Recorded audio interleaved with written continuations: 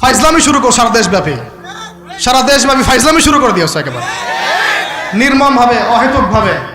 এই যে অসহায় মানুষগুলোকে, ছাত্র পড়তে গিয়েছে, বাবা মার স্বপ্ন লালন করা ছাত্র, ছেলেটা ইঞ্জিনিয়ার হবে, ছেলেটা মেডিকেল সায়েন্সের পরে বড় একজন ডক্টর হবে, পিটায় মেরে ফেলে দিল তাকে। এত বড় সাহস!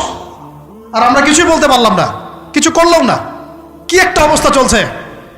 এগুলো যখন চলতে থাকবে একটা কওমের মধ্যে, আপনার মনে হয় যে আল্লাহর পক্ষ থেকে রহমত নেমে আসবে? লা ইলাহা ইল্লাল্লাহ বলা একজন মানুষ যদি বেঁচে থাকে, ওই একজন মানুষের সম্মানে আল্লাহ পাক কিয়ামত দিবে না ইনশাআল্লাহ। সে একজন মানুষকে এভাবে নির্মমভাবে পিটিয়ে মেরে ফেলো তোমরা। এখন মানুষকে পেটানো শুরু করেছো। নবী সাল্লাল্লাহু আলাইহি ওয়াসাল্লাম শেষ জামানার হাদিস সম্পর্কে বলেছিলেন যে আমি এক শ্রেণীর মানুষকে দেখি নাই যারা আসবে মানুষকে নির্মমভাবে মারবে। নবীজি বলেছিলেন শেষ জামানায় দুই শ্রেণীর মানুষ আসবে, আমি এদেরকে দেখি নাই। নবীজি দেখেন নাই মানে 1400 বছর আগে ওরা ছিল না। এক শ্রেণী হচ্ছে হাতের মধ্যে মানুষকে মারার কিছু অস্ত্র নিয়ে ঘুরে বেড়াবে, এরা মানুষকে নির্মমভাবে মানুষকে পিটাবে। এই শ্রেণীকে আমি দেখিনি, এরা আসবে পরে। আর এক শ্রেণী হচ্ছে এমন এক শ্রেণীর মহিলা বের হবে যারা কাপড় পরেও নগ্ন থাকবে, নিজেরাও আকৃষ্ট হবে, অন্যকে আকৃষ্ট করবে। তো এই মেয়েদেরকে তো দেখতে পাচ্ছেন, এখন পাচ্ছেন না? তার মানে কিয়ামত কাছে না দূরে? আর আমি এখন ওই হাতে লাঠিওয়ালা ওই গ্রুপকেও খুঁজে পেয়েছি। হাতে লাঠিওয়ালা সেই গ্রুপ কোনটা জানেন? ওই যে ঘরের মধ্যে ঢুকায় যে ছেলেগুলোকে মেরে রাত্রেবেলা মেরে ফেলায়, সেটা গ্রুপের। বিভিন্ন হলে দেখেন না, হকি স্টিক নিয়ে 8-10 জন মিলে এক একটা করে ছেলেকে ডেকে নিয়ে পিটায় মেরে ফেলায়, এগুলা সেই ছেলে।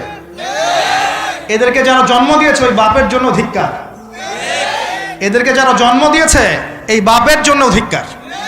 আর এখন এরকম লেডিস গ্রুপও বের হয়েছে, আর মেয়েদেরকেও হলে ডেকে পিটানো শুরু করেছে। তোমরা কি মনে করো যে 5 জন 6 জন 10 জন মিলে একজনকে সারা রাত টর্চার করে মেরে ফেলানোর মধ্যে সুপুরুষ? তুমি সুপুরুষ, তুমি অনেক বড় বীর।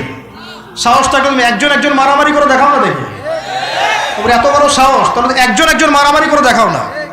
আসো রিংয়ের মধ্যে আসো, তারপর দেখি তোমার কত শক্তি, আমাদের কত শক্তি।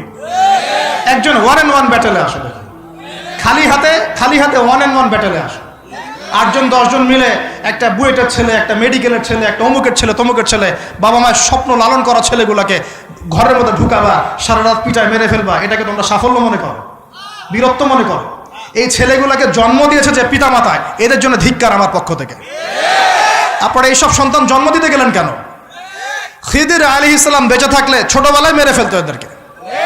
ওই যে খিদির আলাইহিস সালাম ছোটবেলায় একটা বাচ্চাকে মেরে ফেলছিলেন না? মুসা আলাইহিস সালাম বলেছিলেন যে একটা বাচ্চাকে কেন মেরে ফেললেন? তখন খিদির আলাইহিস সালাম বলেছিলেন এই ছেলেটা যদি বড় হলে অনেক বড় কাফের হবে। আল্লাহ আগে জানিয়ে দিয়েছেন, এই জন্য আগে মেরে দিয়েছে। এই বাচ্চাগুলোকে নিতে গেলেন কেন? কোন রকম লজ্জাবোধও নাই, চক্ষু লজ্জা নাই। এরপর যখন আইন শৃঙ্খলা বাহিনী এদেরকে অ্যারেস্ট করে নিয়ে যায়, বীরের মতো হাসতে হাসতে চলে যায়। ও জানে যে আমার কোনো সমস্যা হবে না, ফাঁক ফোকর দিয়ে বেরিয়ে চলে আসবে। তোমরা এগুলোকে বীরত্ব মনে করো? সুপুরুষ হয়ে গেছো তোমরা। এতই যদি ক্ষমতা থাকে, সাহস থাকে, তো একজন মারামারি করো না কেন?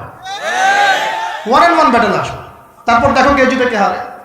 10 জন মিলে একজনকে পিটাবা, মনে করছো খুব বড় বীর হয়ে গেছো। এখন 10টা মেয়ে মিলে একটা মেয়েকেও পিটাচ্ছে, সুবহানাল্লাহ। তা আবার ইসলামিক বিশ্ববিদ্যালয়ের মধ্যে। এই বিশ্ববিদ্যালয়ের নাম ইসলামিক কে দিল? এটা ইসলাম? একটা মেয়েকে আপনি ঘরের মধ্যে ঢুকায় সারা রাত পিটাবেন, মেয়েটা কাঁদতে বলছে আমার পায়জামা পর্যন্ত খুলে ফেলেছে টান দিয়ে।